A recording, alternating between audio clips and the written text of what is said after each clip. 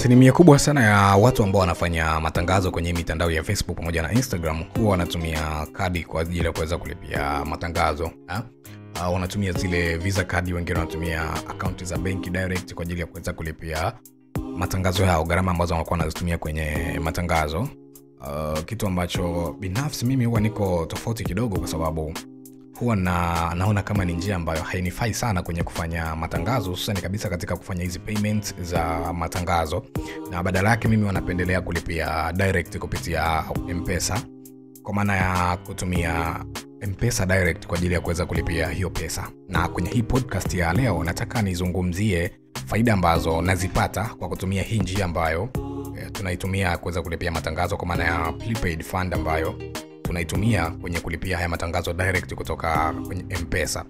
Faida ya kwanza ni kwamba prepaid haina makato makubwa sana ukilinganisha na makato ambayo yapo kwenye kadi, kwa sababu napolipia kwenye prepaid ina maana kwamba nainunua dola muda huo kwa gharama ambazo zipo muda huo, lakini pia kwa cost ambayo inakuwa imejumuishwa pamoja na gharama za kuweza kufanya transfer ya hiyo pesa kutoka kwenye akaunti ya M-Pesa kwenda direct katika akaunti yangu ya matangazo. Kwa hiyo gharama yake inakuwa iko chini sana. Kuna muda naweza nikanunua dola moja labda kwa shilingi 2600, lakini mtu ambaye analipia direct kutoka kwenye akaunti yake ya benki ama analipia kwa kutumia Visa kadi, yeye anaweza kulipia hiyo dola ambayo nimenunua kwa 2600, yeye anaweza kainunua mpaka 3000, kwa sababu kule kuna baadhi ya vitu pia vinaongezwa kama cost za kuweza kufanya transfer na vitu vingine ambavyo vinaweza vikaongeza thamani ya dola ikapanda juu zaidi ambayo nailipia, tofauti na mimi ambaye nitalipia kwa kutumia hii prepaid fund ya kutoka direct kwenye M-Pesa.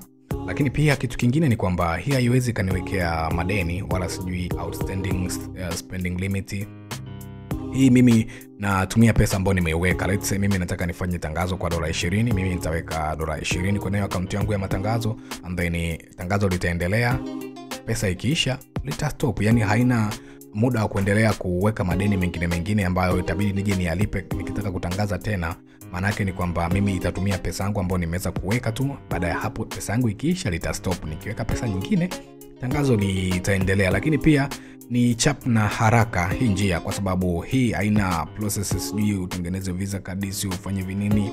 Hii ni unaweka pale namba yako ya simu, and then unapokea notification, unaweka namba yako ya siri, pesa inaenda kwenye akaunti yako ya matangazo, unafanyia tangazo. Yani ni njia ambayo ni ya chap sana na inanifanya mimi nijisikie huru zaidi kufanya matangazo kwa namna kama hiyo. Lakini pia kitu kingine ambacho kinanifanya nione ni sehemu nzuri sana ni kwamba hii inalipwa direct kutoka M-Pesa, IPT sehemu nyingine yoyote. Yani ni kwamba mimi nitaenda kwenye kulipia pale, nita request kiasi ambacho nataka, kama nanunua dola 20, and then nitapewa cost ya moja kwa moja ambayo itakuwa inahusisha hiyo gharama ya hiyo dola, and then mimi nitalipia hiyo dola direct kutoka kwenye M-Pesa na shughuli inakuwa imeisha hapo, na kuwa nimebakia na kazi ya kuweza kulan tu hayo matangazo. Na kikubwa zaidi ni kwamba hii inaniweka safe zaidi kwenye payment issues. Kwa mfano kama kwenye upande wa restriction kadhaa, labda disable za account, siwezi nikakutana nazo, kwa sababu nakuwa nafanya njia ambayo nalipa pesa yangu, nikishamaliza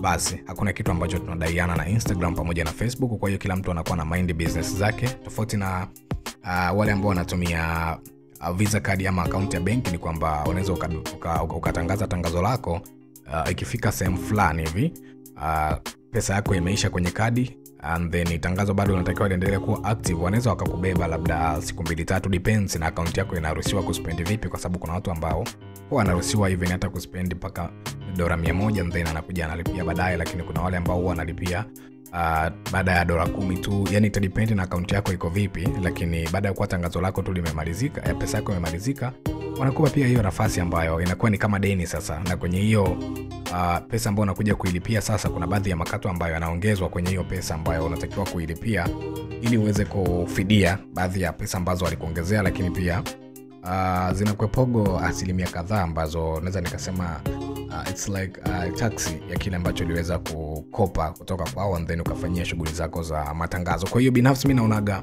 hii ya kulipia direct kutoka M-Pesa ndio njia ambayo inakuwa ni bora zaidi kwangu, na ndio njia ambayo nimekuwa nikitumia kwa wateja wangu wengi. Labda wale ambao wanakuwa wanaona kwamba wanataka kuendelea kutumia Visa card in case, ama wanataka kuendelea kutumia akaunti zao za benki, lakini Sasa hivi mimi ukiniambia kwamba labda ni kushauri njia ambayo inaweza kuwa ni nzuri zaidi kuweza kufanya matangazo, kama kweli unataka kufanya matangazo kwenye mitandao ya Facebook pamoja na Instagram, basi ningekushauri utumie prepaid fund. Na bahati nzuri ni kwamba una uwezo, hata kama account yako ulikuwa unatumia Visa card, ulikuwa unatumia account ya bank, una uwezo wa kuitransfer na ukabadilisha ukaanza kutumia prepaid, japo ina take time kidogo. Kwa mfano kama ulikuwa na matangazo ambayo yako active, inatakiwa matangazo ya stop and then ichukue angalau mpaka siku 4 hivi za kuweza kufanyia hizo compensation zingine ambazo zinaweza kazi majitokeza wakati ambapo tangazo lako liliendelea kuwa active. Kwa hiyo utazima hiyo matangazo and then utachange hiyo, utasubiri hizo siku ili waone kwamba ule muda ambao tangazo lako lilikuwa linaendelea kuna labda kiasi ambacho ulitakiwa kulipia, and then baada ya kuwa umemalizana nao sasa ndipo wanakuruhusu kuweza kutumia hiyo njia nyingine ambayo umeweza kuopt. Na kama unahitaji msaada labda jinsi ya kuweza kutransfer hizo payment method, unaweza kaniandikia kwenye comment hapo ama ukaja direct katika DM yangu yoyote pale, and then nitakusaidia kiurahisi kabisa. Na hii ndio lengo la hii podcast, kwa sababu lengo la hii podcast ni kwa ajili ya kuweza kukupa madini ambayo